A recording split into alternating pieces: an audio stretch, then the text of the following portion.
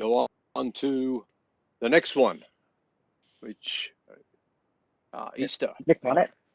Yeah, Hello. go ahead. So I have a poster on the specific gravity of Lunar Regolith Simulants, specifically Exolith Lab's Lunar Regolith Simulants.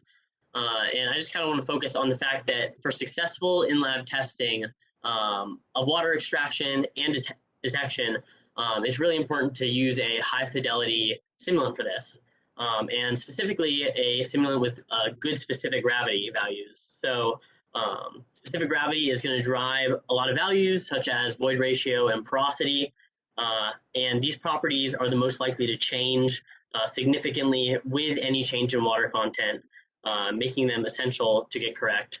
And I'm going to have some more details on this at my poster.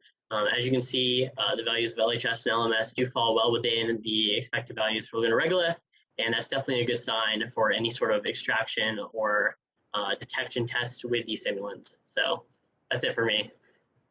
Thank you, Parks.